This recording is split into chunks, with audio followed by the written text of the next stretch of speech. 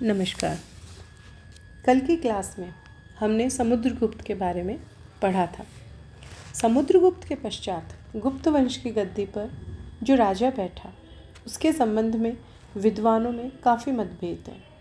पहले अनेक विद्वानों की धारणा थी कि समुद्रगुप्त के पश्चात उसका पुत्र चंद्रगुप्त द्वितीय राजा बना, परंतु बाद में देवी चंद्रगुप्तम नाटक जो है, इससे पता चलने पर विद्वानों के मत इस संदर्भ में बदलने लगे। इस नाटक से एक नए शासक रामगुप्त के विषय में जानकारी मिली, जो कि समुद्रगुप्त के तत्काल बाद और चंद्रगुप्त द्वितीय के पहले राजा बना। विशाखदत्त विरचित इस नाटक से ही रामगुप्त का अस्तित्व सबसे पहले प्रकाश में आया और रामगुप्त जो है वो बहुत ही निर्बल शासक सिद्ध हुआ और उसको हटाकर चंद्रगुप्त जो है इसके पश्चात यानी कि चंद्रगुप्त द्वितीय, जिसे विक्रमादित्य की उपाधि धारण की थी, शासक बना। इसका शासन का समय 380 से लेके और 414-415 ईस्वी तक का था। अपने बड़े भाई रामगुप्त की हत्या करके लगभग 380 ईस्वी में चंद्रगुप्त ने राजगद्दी प्राप्त की।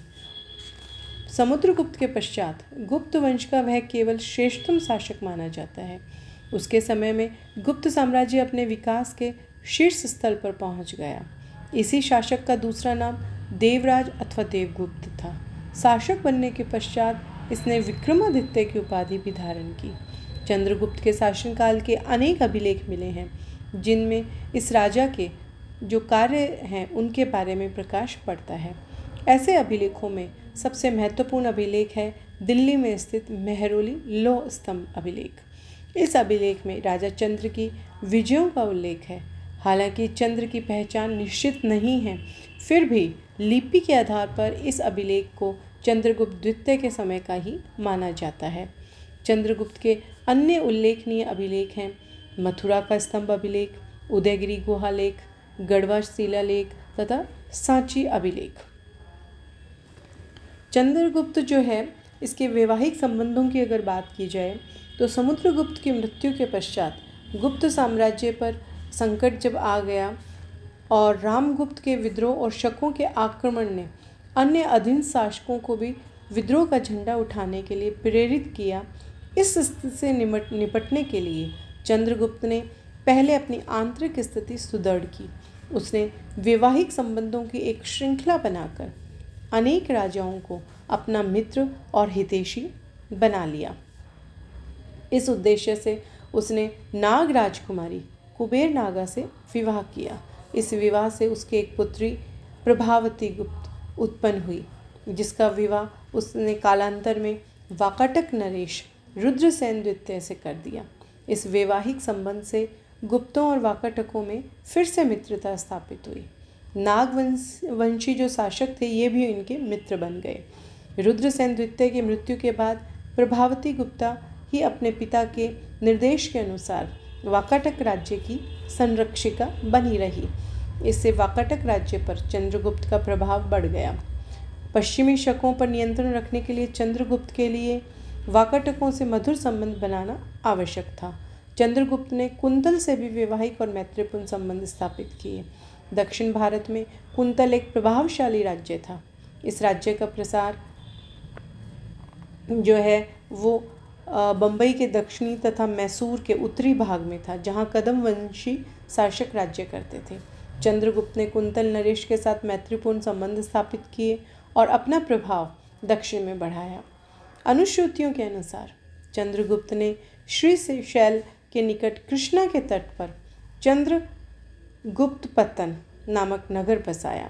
श्रृंगार प्रकाश और कुंतलेश्वर दौत्यम से पता चलता है कि चंद्रगुप्त द्वितीय का कुंतल नरेश से मैत्रीपूर्ण संबंध था।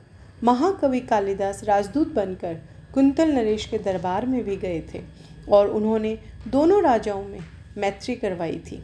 कदम शासक मयूर शर्मन का पुत्र और पौत्र चंद्रगुप्त के समकालीन थे।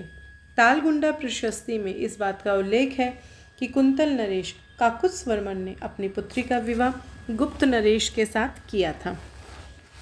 इस वैवाहिक संबंध की पुष्टि क्षेमेंद्र के औचित्य विचार चर्चा से भी होती है। शांतिवर्मन के तालगुंडा अभिलेख से भी कदम गुप्त वैवाहिक संबंध प्रकट होता है। इन वैवाहिक संबंधों से चंद्रगुप्त की स्थिति जो है वो काफ़ी सुदृढ़ हो गई थी। उसे अनेक प्रभावशाली शासकों की मित्रता और संरक्षण प्राप्त हुआ। अपनी स्थिति सुदृढ़ करके चंद्रगुप्त ने विजय अभियान प्रारंभ किया।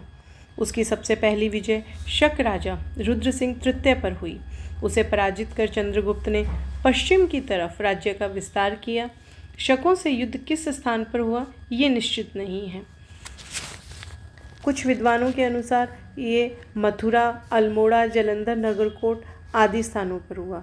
अधिकांश संभावना जो है वो शकों से युद्ध की यही बताई जाती है कि पश्चिमी भारत में ही कहीं हुआ होगा। शकों पर विजय प्राप्त कर वह शाकाहारी कहलाने लगा तथा उसने विक्रमादित्य की उपाधि धारण की। शक विजय के स्मृति स्वरूप सिंह विक्रम प्रकार के सिक्के भी चलाए गए। शकों पर विजय के परिणाम स्वरूप चंद्रगुप्त का अधिकार मालवा, गुजरात, सौराष्ट्र और काठियावाड़ पर स्थापित हो गया। अब गुप्त साम्राज्य की सीमा पश्चिमी समुद्र तट पर पहुंच गई। चंद्रगुप्त का दूसरा महत्वपूर्ण जो कार्य था वह था पश्चिमोत्तर के गणराज्यों की शक्ति जो है उसको जड़ से उखाड़ फेंकना। इन गणराज्यों को नष्ट कर दिया गया। किदार कुषाणों की शक्ति सदैव के लिए समाप्त हो गई। मेहरौली अभिलेख से पता चलता है कि उसने पश्चिम में बल्ख तक तथा पूर्व में बंगाल यानी कि उस समय इसे बंग कहा जाता था अपनी सत्ता का विस्तार किया। विष्णु पुराण और वायु पुराण से ज्ञात होता है कि चंद्रगुप्त ने अपने साम्राज्य का विस्तार कौशल, पुंड्र, ताम्रलिप्ति तथा पुरी तक किया, जिसमें कौशल उत्तर प्रदेश में है, ताम्रलिप्ति अर्थात बंगाल और पुरी उड़ीसा। मालवा पर उसके अधिकार की पुष्टि इस क्षेत्र से प्राप्त चांदी के जो सिक्के हैं उनसे और वीरसेन के उदयगिरी अभिलेख, सनकानिक महाराज के दानपत्र तथा आम्रकर्दव नामक सैनिक अधिकारी के दानपत्र से होती है। इस प्रकार अपने पराक्रम और शौर्य से चंद्रगुप्त द्वितीय ने गुप्त साम्राज्य की सीमा का चारों ओर विकास किया। अब बात की जाए चंद्रगुप्त की प्रशासनिक व्यवस्था की, तो चंद्रगुप्त विक्रमादित्य जो है ये न केवल एक निपुण राजनीतिज्ञ, महान विजेता और साम्राज्य निर्माता था, बल्कि एक सुयोग्य प्रशासक भी था। उसकी मोहरों और अभिलेखों में उसकी प्रशासन व्यवस्था पर प्रकाश पड़ता है। वैशाली से प्राप्त मोहर और दामोदरपुर ताम्रपत्र से अनेक पदाधिकारियों का नाम मिलता है। इसके अतिरिक्त चीनी यात्री फाइयान जो उसके समय में अर्थात 399 ईस्वी में भारत आया था, उसके विवरण से भी इसकी कुछ जानकारी प्राप्त होती है। राजा शासन का प्रधान था। राजकाज में राजकुमार भी उसकी सहायता करते थे। राज्य के प्रमुख अधिकारी ऊपरिक, महादंडनायक, विनय स्थिति स्थापक, महाश्पति, महाप्रतिहार इत्यादि थे। ऊपरिक की स्थिति प्रांतीय शासक अथवा गवर्नर के समान थी। बसाड़ में एक मोहर मिली है जिससे पता चलता है कि गोविंद गुप्त वहाँ का ऊपरिक था। महादंडनायक प्रमुख न्यायाधिकारी था। विनय स्थिति स्थापक का कार्य कानून और व्यवस्था की स्थापना करना था। महाश्पति घुड़सवार सेना का प्रधान था तथा महाप्रतिहार राजमहल का मुख्य सुरक्षा अधिकारी। विनय सूत्र और तलवर क्रमशः प्रमुख सेंसर अधिकारी और स्थानीय अध्यक्ष थे। मोहरों से अनेक अधिकरणों अर्थात कार्यालयों का भी उल्लेख है। इनमें प्रमुख हैं कुमार अमात्याधिकरण यानी कि राजकुमार के मंत्री का कार्यालय, बलाधिकरण यानी सेनापति का कार्यालय, रणभंडाधिकरण यानी कि सेना के कोष का कार्यालय और दंड पाशाधिकरण यानी कि पुलिस प्रधान जो है उसका दफ्तर। चंद्रगुप्त के कुछ पदाधिकारी और सामंतों के नाम भी मिलते हैं जैसे कि वीरसेन, शिखर स्वामी, आम्रकर्दव, गोविंद गुप्त, सनकानिक महाराज इत्यादि। एक अभिलेख में उदानकूप नगर सभा का तथा अधिष्ठान अधिकरण का भी उल्लेख हुआ है। श्रेष्ठी, सार्थवा और कुलिक श्रेणियों की मोहरें भी वैशाली से मिली हैं।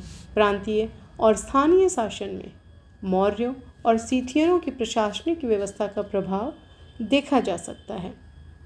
चंद्रगुप्त के अधीन अनेक अधीन शासक भी थे।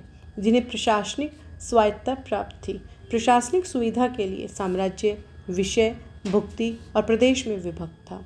स्थानीय शासन में निगम और श्रेणी प्रमुख अपनी भूमिका जो थे वो निभाते थे। कुछ विद्वानों का मानना है कि पाटलिपुत्र चंद्रगुप्त की राजधानी थी तथा शकों पर विजय के बाद उसने उज्जैन में दूसरी राजधानी बनाई, परंतु इसका कोई स्पष्ट प्रमाण नहीं है। इस प्रकार से चंद्रगुप्त द्वितीय न सिर्फ गुप्त वंश बल्कि प्राचीन भारत का एक महान शासक माना जाता है। वह एक वीर योद्धा, साम्राज्य निर्माता, कुशल प्रशासक और निपुण कूटनीतिज्ञ के रूप में विख्यात था। वह एक प्रजावत्सल शासक था जो सदैव अपनी प्रजा के हित की कामना करता था। स्वयं वैष्णव होते हुए भी उसने धार्मिक सहिष्णुता की नीति अपनाई। चीनी यात्री फाहियान चंद्रगुप्त की उदार धार्मिक नीति और दानशीलता की प्रशंसा करता है। चंद्रगुप्त ने मुद्रा व्यवस्था में भी परिवर्तन किया। धन्यवाद।